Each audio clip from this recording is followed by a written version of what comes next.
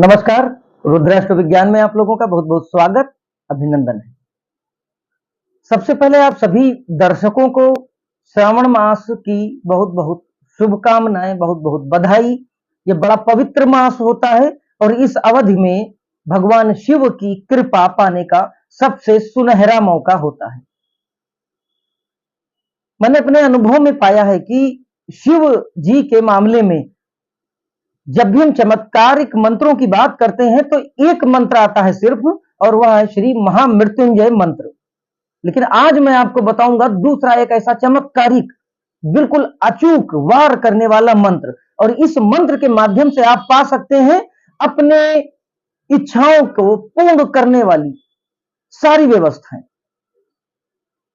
बिल्कुल, आप बिल्कुल सही समझ रहे हैं। यह जो सावन का जो महीना चल रहा है, इस महीने में आज मैं आपको एक बड़ा अचूक और बड़ा सटीक उपाय बताने जा रहा हूं। अगर आप सभी लोगों की आस्था, श्रद्धा और विश्वास है तो मैं दावे से कह रहा हूं कि निश्चित तौर पर आपकी सारी इच्छाएं पूर्ण करेंगे महादेव। तो कार्यक्रम को शुरू करते हैं, लेकिन एक निवेदन आपसे है कि कार्यक्रम को अंत तक पूरा जरूर देखिएगा। क्यों? क्योंकि हो सकता है कि कोई बड़ी महत्वपूर्ण बात बीच में छूट जाए। और एक निवेदन और है कि यदि अगर किसी को लगता है कि ये बातें ढकोसला है, ये बातें अंधविश्वास है, तो मेरा उनसे हाथ जोड़कर निवेदन है कि यदि जो मैंने बताया है, या तो ये पूरा प्रयोग अंत तक करें और उसके बाद में किसी भी तरह का वो कमेंट या कटाक्ष करते हैं तो मुझे स्वीकार्य है, लेकिन वीडियो को देखते ही कोई कमेंट ना करें। हाँ, अगर आपको कोई प्रश्न पूछना तो जरूर करें, लेकिन उसके अगेंस्ट में आप कोई बात तब कहें जब यह प्रयोग विधिवत जैसे मैं बता रहा हूं वैसे करें, और उसके बाद भी अगर कोई इच्छा अपूर्ण रह जाती है तो हाँ, इच्छा का अर्थ वह इच्छा जो आपकी परिधि के अंदर है, काल्पनिक इच्छाओं की बात नहीं हो रही। तो चलिए कार्यक्रम को शुरू करते हैं। देखिए, प्रत्येक मंत्र अपने आप में एक बड़ा रोल अदा करता है, उसके अंदर एक विस्फोटकता होती है सभी मंत्रों में। अब डिपेंड क्या करता है कि मंत्र का हम प्रयोग कैसे करते हैं, यह बात सबसे महत्वपूर्ण है। आप सभी लोग हैंडलेंस के बारे में जानते होंगे, जो एक मोटा पारदर्शी शीशा होता है और जिसको हम जब कहीं पर रखते हैं तो छोटी चीज हमें बड़ी दिखने लगती है। आप सभी लोग इस यंत्र से परिचित होंगे। आपने देखा होगा कि अगर सूर्य की रोशनी को हम उस यंत्र यानी उस हैंडलेंस के थ्रू अगर किसी कागज पे उकेर दें और थोड़ी देर तक उसको स्थिर रख दें तो उस कागज में लपट पैदा हो जाती है, वो कागज जलने लगता है। वही धूप, वही प्रकाश होता है, वही ऊष्मा होती है, लेकिन जब उसके माध्यम से ऊष्मा होकर गुजरती है तो वह प्रज्वलित हो उठती है। यानी कि कहीं ना कहीं वो हैंडलेंस यानी वो शीशा जो है मोटा वाला, वो उसके अंदर एक ऐसे रूपांतरण की ताकत है कि जो उस प्रकाश की ऊष्मा को इतना बढ़ा देता है कि उसमें से अग्नि की लपट उठने लगती है। मंत्रों को भी हम ठीक इसी तरीके से अगर हैंडल करना सीख जाएं तो प्रत्येक मंत्र अपने आप में विस्फोटक है, और जिस मंत्र के बारे में, जिस उपाय के बारे में मैं आज बताने जा रहा हूं, उसका उपाय यदि आप लोग पूरे श्रावण मास, पूरे सावन के महीने भर अगर आप कर ले जाते हैं, जैसे मैं बताता हूं अगर वैसे कर ले जाते हैं तो कोई संदेह नहीं है कि आपकी परिधि के अंदर आने वाली प्रत्येक इच्छा पूर्ण होगी। जबकि यहां तक यदि कोई व्यक्ति जो मरणासन अवस्था में है तो उस व्यक्ति को भी लाभ होता निश्चित दिखेगा। मैं रोग, धन, संपदा की बात तो कर ही नहीं रहा हूं, ये सब तो आपको आसानी से प्राप्त हो सकती हैं आपके पूर्व जन्म के कर्म फल के अनुसार, क्योंकि काफी हद तक यह उपाय आपके कर्म फल को भी काटेगा और निश्चित तौर पर आपको प्रत्येक समस्या में लाभ देगा ही देगा। लेकिन मरणासन्न स्थिति में यदि कोई व्यक्ति है तो यह प्रयोग करके देखिएगा, निश्चित लाभ होगा। देखिए करना क्या है। सबसे पहले मैं बताता हूं कि शिव जी के कौन से मंत्र का आपको प्रयोग करना है। जी, शिव जी का अमोघ कवच का पाठ। अमोघ का अर्थ ही होता है अचूक, बिल्कुल मिसाइल की तरह, बिल्कुल टारगेट ओरिएंटेड। जहां पे बिंदु किया गया है वहीं पे जाके ये टारगेट करता है। इस मंत्र में इतनी शक्ति है कि जब आप इसको प्रारंभ करेंगे तो आप स्वयं अंदर एक अनुभव करेंगे कि आपका आत्मबल इतना बढ़ जाएगा कि आपको स्वयं अनुभव होने लगेगा कि आपका कार्य सिद्ध होने वाला है। करना कैसे है यह समझिए। देखिए, सबसे पहला प्रयोग, सबसे पहले आपको करना क्या है। मान लीजिए कि आपको कल से प्रारंभ करना है यह प्रयोग, तो आपको कल का सूर्योदय का समय पता करना पड़ेगा कि कल के दिन सूर्योदय कितने बजे होगा। फिर जो समय आपको मिला है उस समय से 5 मिनट पहले ही आपको यह पूजा प्रारंभ करनी है, इस कवच का पाठ करना है। यदि आपको लगता है कि आप असमर्थ हैं स्वयं पाठ करने में, तो किसी योग्य या विद्वान ब्राह्मण से आप पाठ करवाइए। सूर्योदय के 5 मिनट के पहले, 1-2 मिनट आगे पीछे हो जाए कोई बात नहीं, लेकिन सूर्योदय के 2-4-5 मिनट पहले ही स्टार्ट कर देना है। और प्रारंभ करने से पहले करना क्या है, ध्यान से समझिएगा। सबसे पहले आपको, भाई अब फ्रेश रहेंगे, नो डाउट, ये बात बताने वाली नहीं है कि जिस प्रकार पूजा वगैरह की जाती है आपको उसी प्रकार की स्थिति में आ जाना है। फिर आपको पालथी मार के बैठना है और आपकी ये जो गर्दन की जो हड्डी है वह रीढ़ की हड्डी की एकदम स्ट्रेट, एकदम सीधी होनी चाहिए। फिर आपको जो भी इच्छाएं हों, आपकी इच्छाओं में 2 तरह की इच्छाएं आएंगी। एक तो अगर आप किसी रोग, बीमारी, आर्थिक परेशानी, पारिवारिक कलह, किसी प्रकार की कोई समस्या से ग्रसित हैं और आप उससे छुटकारा पाना चाहते हैं, तो यह एक प्रकार की समस्या हुई और यह नेगेटिव थॉट वाली प्रॉब्लम है। दूसरा, आपकी कोई विश है, आप प्रमोशन चाहते हैं, संतान चाहते हैं, आपको लगता है अपना मकान चाहते हैं, तो यह नेगेटिव थॉट वाली कोई विश नहीं है। आप छुटकारा नहीं चाहते हैं, आप कुछ पॉजिटिविटी के साथ, कुछ सकारात्मकता के साथ आप कुछ प्राप्त करना चाहते हैं, कुछ अर्जित करना चाहते हैं। तो 2 हिस्सों में अपनी समस्याओं को बांट लीजिए और फिर आप पालथी मार के बैठिए। गर्दन और रीढ़ की हड्डी एकदम सीध में होनी चाहिए। हल्के से अपनी आंखों को बंद करिए, भगवान शिव का ध्यान करिए और उसके बाद आपको अपनी श्वास को खींचना है। सामान्य तौर पे आप श्वास लेते हैं, वैसे आपको अपनी श्वास को खींचना है।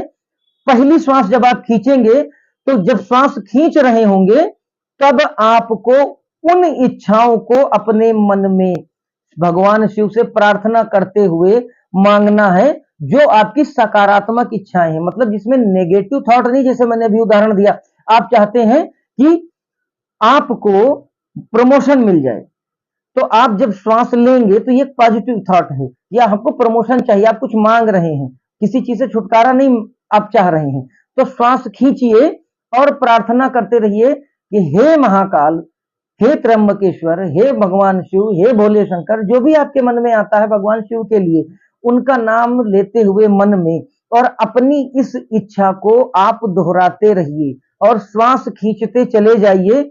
और तब तक खींचिए जब तक आपके शरीर में श्वास का एक अंश मात्र भी उपस्थित है। और जब आपको लगे कि अब अंश मात्र भी श्वास लेने की आवश्यकता आपके शरीर में नहीं रह गई है, वहीं पर आप उसको, अपनी श्वास को रोक लीजिए। आप श्वास खींचिए और खींचने के बाद श्वास आप रोक लीजिए, और जितनी देर रोक सकते हैं, अधिक से अधिक, अधिकतम अपने शरीर की सामर्थ्य के अनुसार उतना रोकिए जब तक आप अंदर से बेचैन ना होने लगे, और भगवान शिव का ध्यान करते हुए अपनी उसी विश को आप मांगते रहिए। और फिर पुनः जब आपको लगे कि अब श्वास से दम घुटने जैसी स्थितियों का अनुभव होने लगा है, तब फिर आप अपनी श्वास को धीरे से छोड़िए।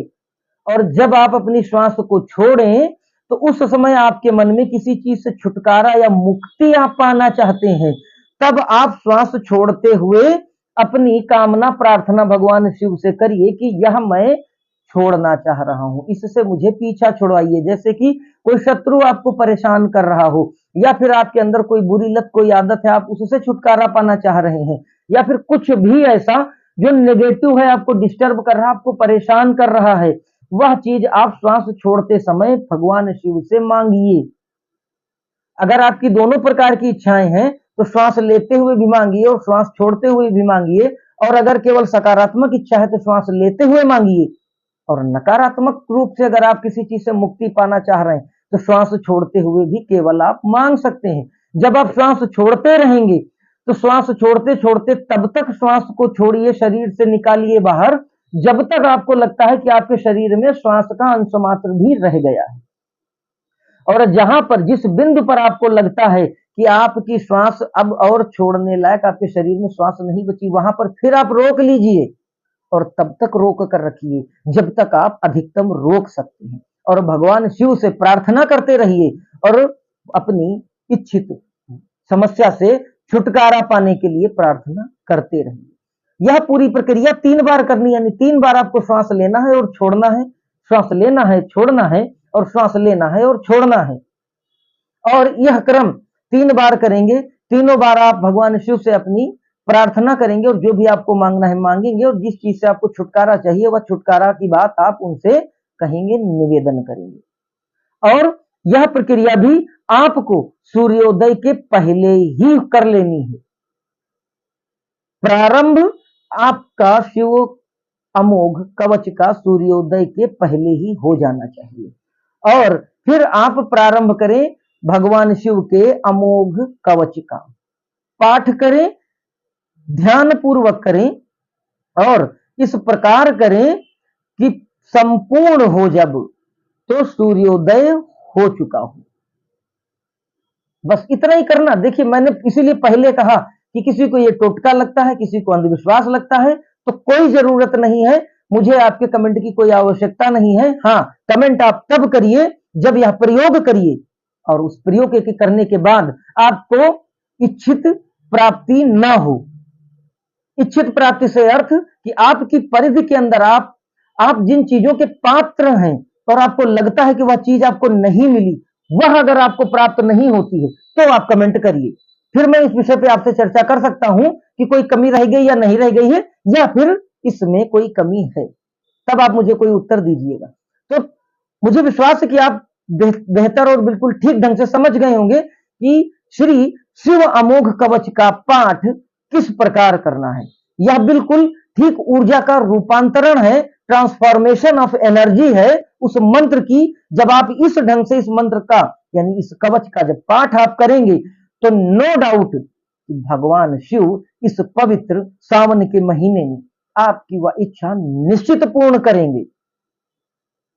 यह अनुभव के आधार पर मैं आपको बता रहा हूं, ऐसा नहीं है कि यह केवल एक कल्पना मात्र है, यह अनुभव के आधार पर मैं आपको बता रहा हूं। आप करके देखिए और उसके बाद फिर मुझे रिजल्ट बताइएगा।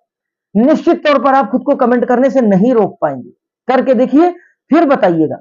यह सच में बड़ा चमत्कारिक, बड़ा सटीक प्रयोग है, और इस कवच के बारे में तो कुछ कहना ही नहीं है।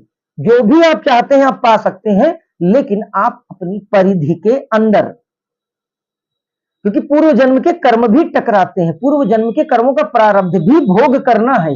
तो ऐसा नहीं है कि यदि कोई बिल्कुल निर्धन, बिल्कुल ऋणी व्यक्ति इसका पाठ करेगा तो वो अरबपति हो जाएगा, नहीं, ऐसा नहीं है। अगर अरबपति होने वाली स्थिति आपकी कुंडली में होती तो आप होते, तो निश्चित तौर पर कहीं ना कहीं कुछ प्रारब्ध आपकी कुंडली में भी दिखेगा, वो ग्रहों के रूप में। तो ऐसा नहीं है कि बिल्कुल यू टर्न हो जाएगा, लेकिन कुछ एक मामलों में यू टर्न होता देखा गया, जैसा कि आप लोग जानते हैं कि महामृत्युंजय मंत्र के जाप में भी यू टर्न होता दिखता है। बस कारण क्या है कि वो मंत्र प्रसिद्ध है, बच्चे बच्चे की जुबान पर है, और यह नहीं है क्यों, क्योंकि थोड़ा सा उच्चारण कठिन है। तो जो चीज कठिन होती है जितनी, उसका प्रभाव उतना ही सरल और सटीक होता है। तो आप यह सब लोग जो भी दर्शक या देख रहे हैं, सुन रहे हैं, तो यह प्रयोग करके देखिए। ये मौका मिला है एक सावन के महीने में खुद को प्रूव करने का, अपने प्रारब्ध को काटने का और अपनी इच्छित को प्राप्त करने का, अपने मन की इच्छाओं को पूर्ण करने का। घर में किसी प्रकार का कोई रोग है, कोई शोक अनुभव हो रहा है, विवाह संपन्न नहीं हो पा रहा है, प्रमोशन नहीं मिल रहा है, रोजगार नहीं मिल रहा है, फैमिलियर मैटर आपको डिस्टर्ब कर रहे हैं, सोशल में प्रॉब्लम हो रही है, मुकदमेबाजी, रोग ऋण या शत्रु परेशान कर रहे हैं, एनीथिंग, कुछ भी हो, करके देखिए। कुछ एक दिन ही करेंगे, बस आपको धीरे धीरे वो घटक, वो स्थितियों का निर्माण होता दिख जाएगा। तो मुझे विश्वास है कि कार्यक्रम आपको निश्चित पसंद आया होगा। इस कार्यक्रम के संबंध में यदि आपके मन में कोई प्रश्न है तो आप मुझसे वह प्रश्न पूछ सकते हैं। यदि आप अपनी कुंडली का निःशुल्क विश्लेषण कराना चाहते हैं तो अपनी जन्म की तिथि, समय और स्थान भेज सकते हैं। हमारे द्वारा बताए गए सभी प्रयोग, उपाय निःशुल्क और सरल होते हैं। कुंडली विश्लेषण का भी कोई शुल्क नहीं लगता। तो यदि आप चाहते हैं तो इस सेवा का निःशुल्क लाभ उठा सकते हैं। इन्हीं विचारों के साथ इस वीडियो को यही विराम देता हूं। अगले फिर किसी ज्ञानवर्धक कार्यक्रम के साथ आपसे भेंट होगी। तब तक के लिए जय महाकाल।